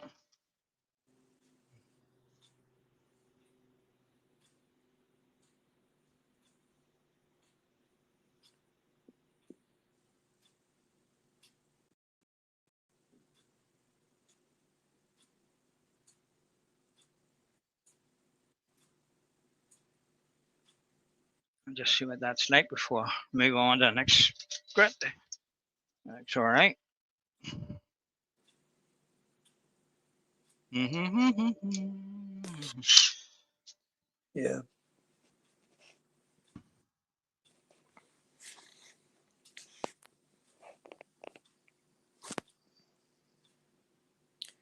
It's something I think we all know, and sometimes we just overlook it. That first grit is really the most important. Making sure we have all of our tool lines out and the major blemishes out. Then we can go on to the finer grits after that, and just clean up the previous sanding grits after that. So that's how it works.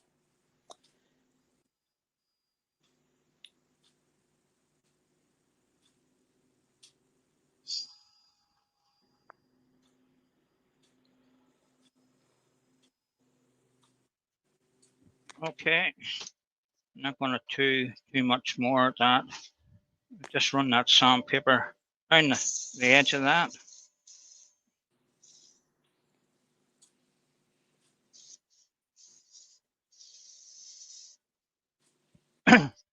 That'll do that. We want our hinge again, just to make sure it's all nice, lovely and dory. Okay, you could decide to put a couple of lines in there if you wanted, but I don't wish to, so I won't be doing it. Fair enough. Right. Right, we're going to have to take this off and remount it in a jam chuck. And one of the problems we woodturners have when you're doing wee small things like this here, how do you hold a wee piece like that to get the front of it done without what am I looking for, Paul? What I came over here for? A drill. That's what I wanted. Drill bit. You know, a lot of people get stuck at this part because they don't know how to hold a piece or make a jam chuck or use a Norpeda wood and stick it to it. But the problem you come into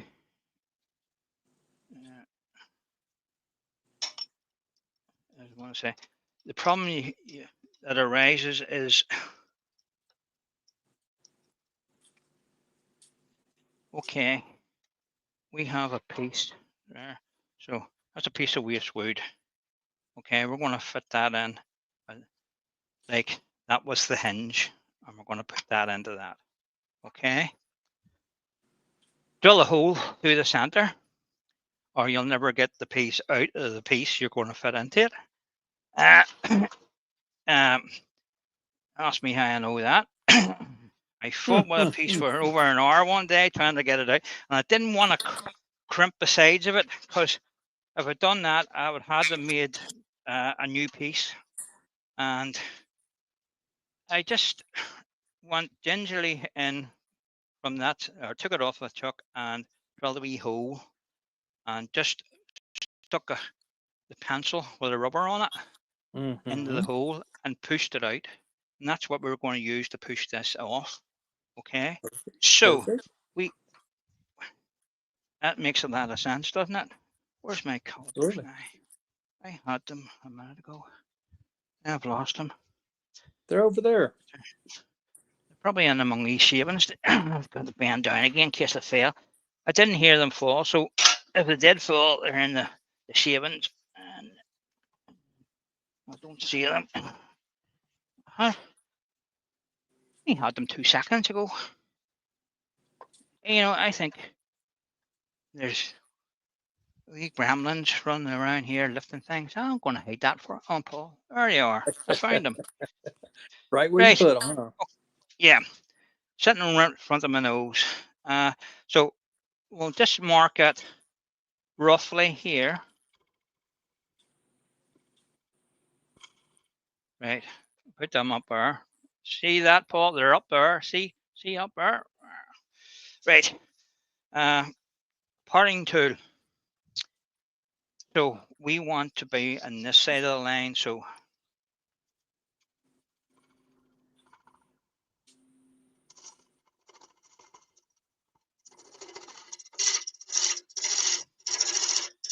and this doesn't need to be overly deep.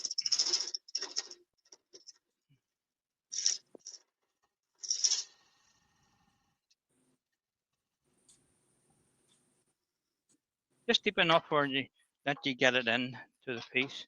I just want to go and check my initial. Nowhere near.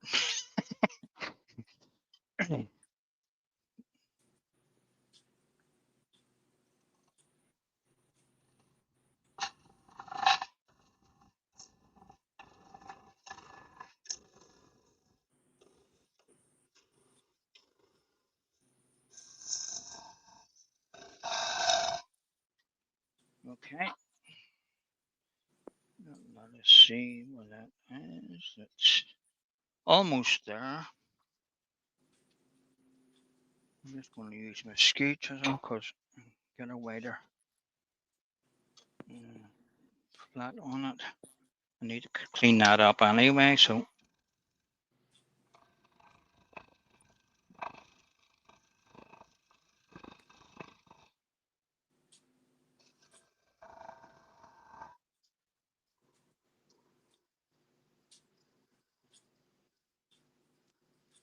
If you're using a wee piece of wood like that here, just be in mind that you have a tenon cut into that, and the inside of the jaws will be here somewhere. So if you're working with a thin piece of wood, I like to do everything thin and make it awkward for myself.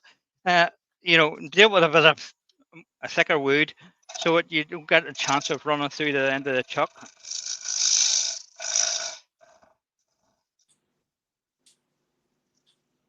And then you would have to start again. So,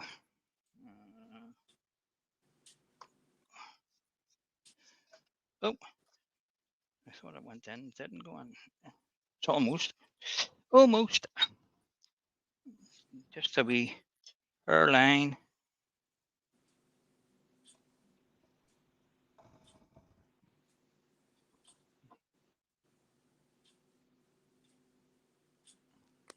Right, that fits in that, I think. I'll just make it a wee bit deeper and then use a wee bit of.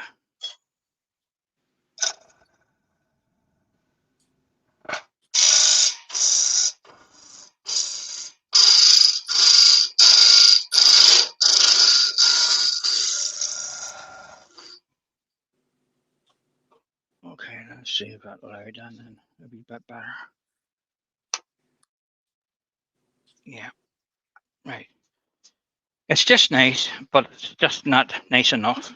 So a wee bit of paper.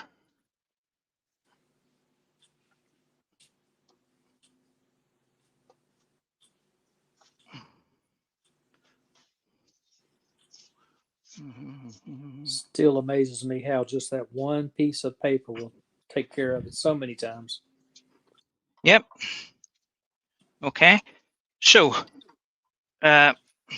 what you want to do now is bring a tailstock up, give it a bit of support while you remove most of this timber, because you don't want all that sitting on top of the lid.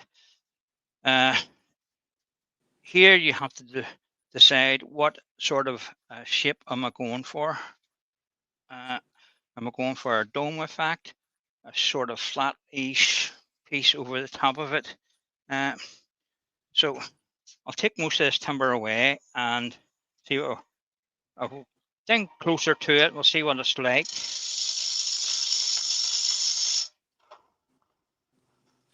So use a tailstock when you can, because it'll stop the piece from falling out when you're taking all this timber away. And then when you come to remove the last couple of cuts, you want to go a wee bit gentle with it.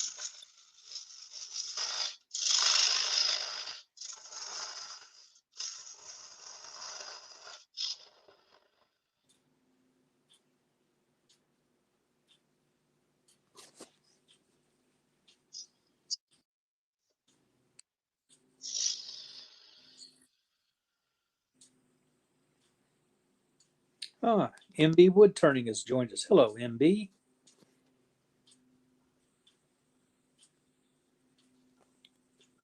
So let's stop and have a look at that.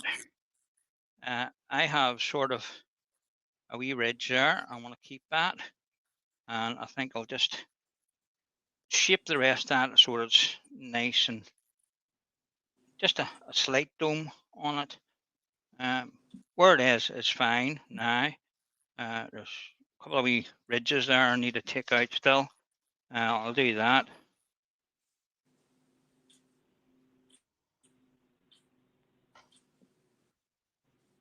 Right, we'll take this wee nubbly bit off.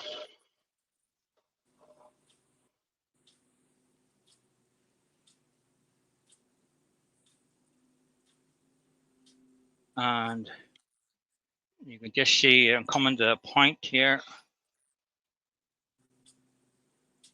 You just want to be gentle with it and take it right in.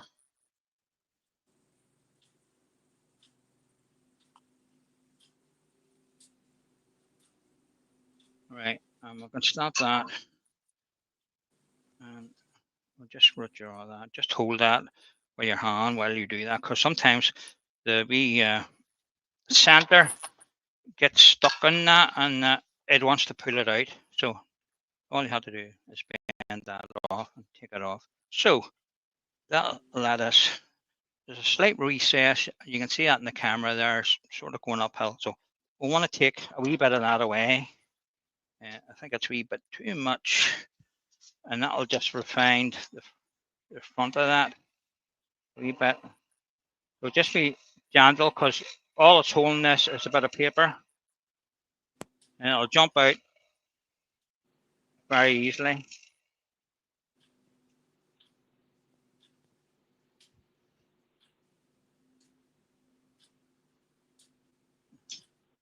Just want to feel that with your finger. There's a wee dump ball. You can see. I don't know if you can see it on the front camera. There's a wee bit of a ridge here, so it's domed. You can still see it. So a wee bit more off that.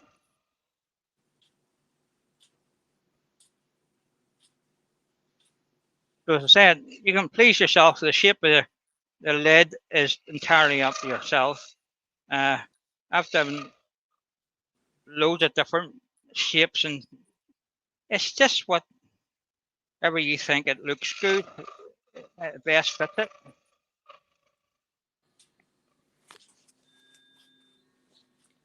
Looks good from here.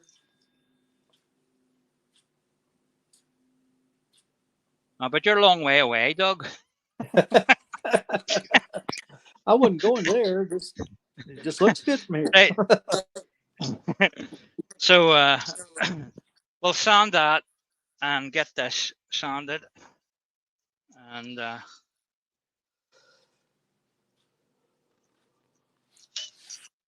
again, get the dust extraction on. Slow the lathe down a wee bit, just under 900 RPM.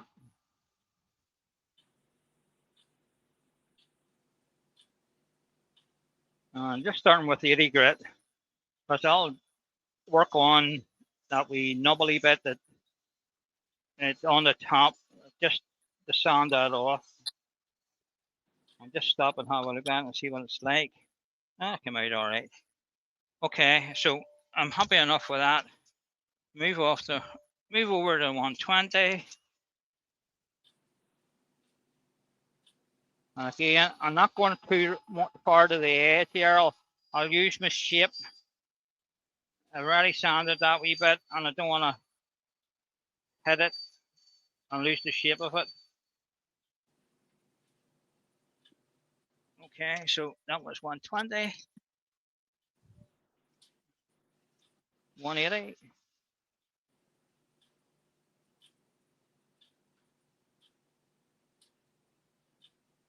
Just step out and have an RV look at it and make sure everything as it should be.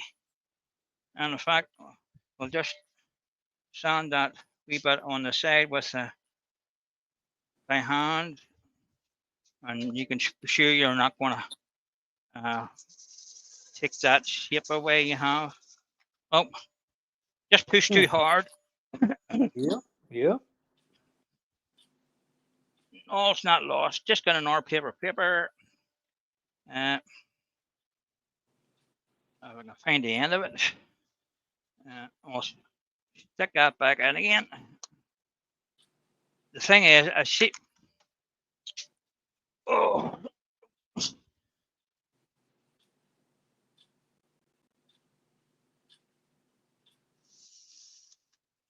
I don't ever retrieve my paper from the dust extractor. Oh. Okay. There you go. Right. If you pull the paper right down to the edge, you're taking it. It is only catching very lightly on the edge, so that's probably why that come off there. I cut when I pulled the paper away from the edge of it. It pulled it right out from where it was meant to be holding it.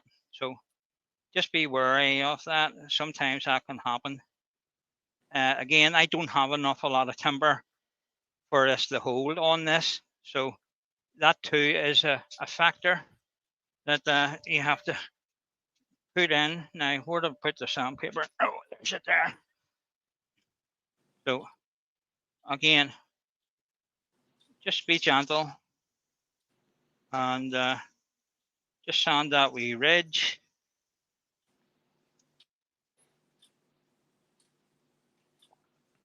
And a wee bit by hand there.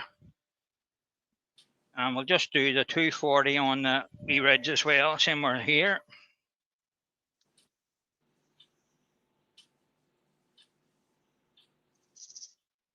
And you see the sandpaper's now hitting a wee bit of paper, so it's sanding it away. So just be careful. It doesn't take too much of the paper away and then it comes out again. But it's almost finished, so I'll just stop and have a look at it. Make sure there's no lines. There's a wee mark there, so we need to hit that with the 240 on the sanding disc. Just a wee mark.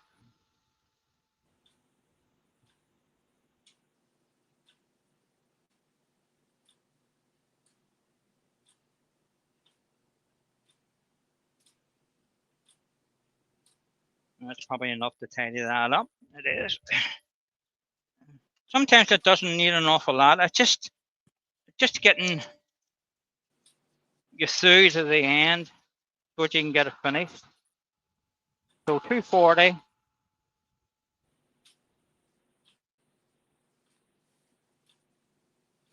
Okay. 320.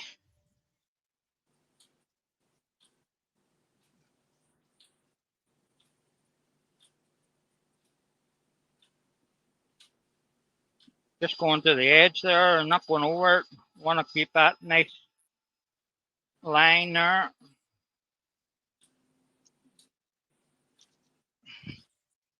That was 320. I just want to get the edge of that again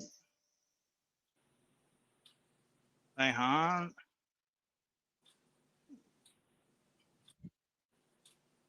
And we just need to do the 400, and that's ready for sand sealer. It was 240. So 400.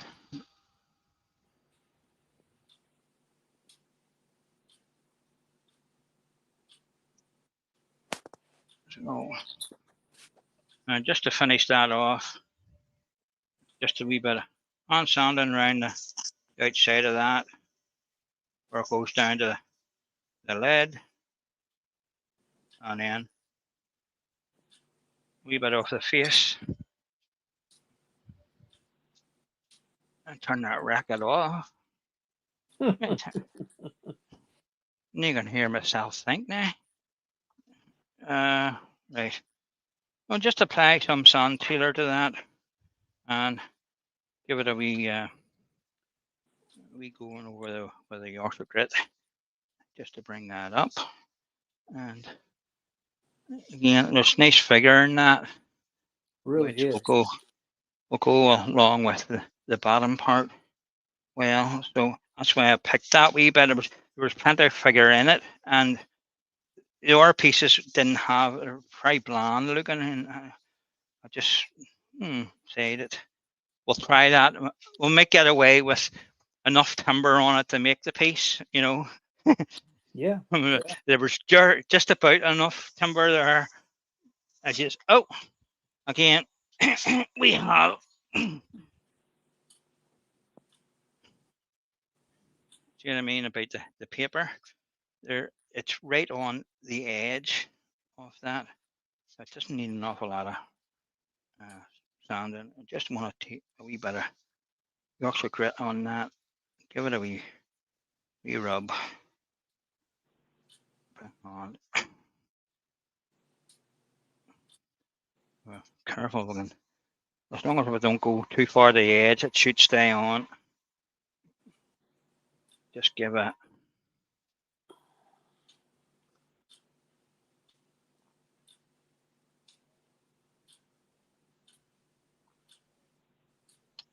Oh, came off on its own. Right. Put it back on again. Just need to take the excess off. So if we did find that the piece is stuck in there in your jam chuck, remember about the wee hole in the back of it, and that's one way of getting it out. Especially if you're doing wee small pieces like that, and you have no way of holding it. That's one of the easiest ways of doing it. As I said, a lot of people find trouble when they come to make, especially wee boxes and things like this here. There's no really holding on it. You have to do a jam chuck, and that's the best way that I've found about going about it. So I'm just going to hold that and turn the speed up, just to burnish that on very lightly.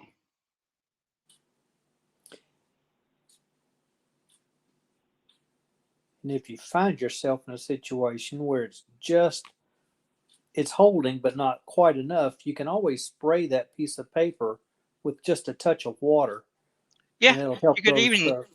you could even do it on the bit behind Yeah, this it'll bit, just help that and wood just stick it in. swell just a touch. So I just need to clean that up, and I'm not going to touch the inside of that. I'm just swiping this round here, round the outside. So we'll get our lid, or get our bottom on our hinge.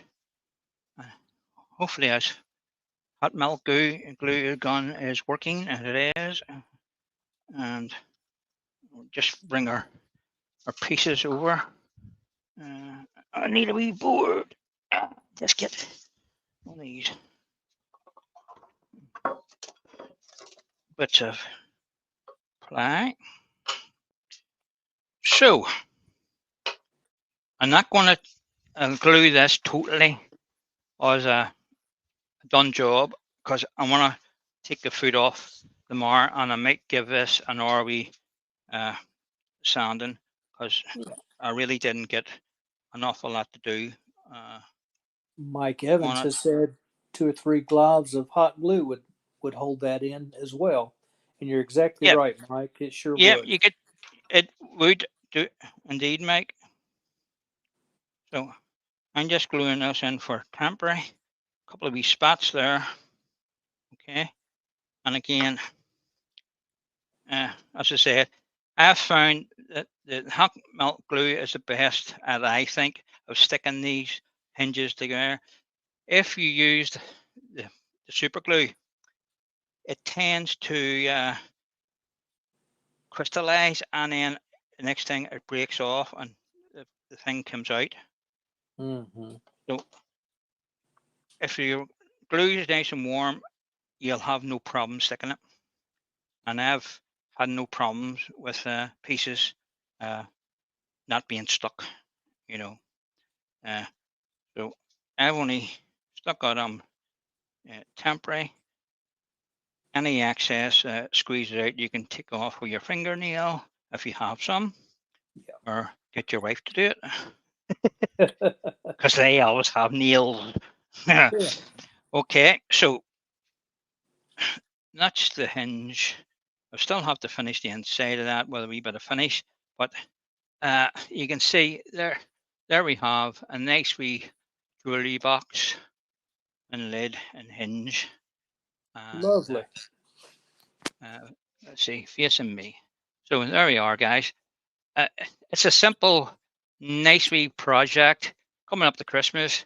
Anybody be glad to get that as a wee present.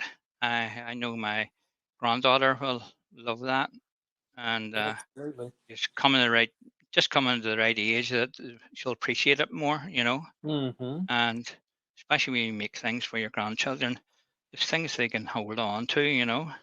So there you are. Yeah.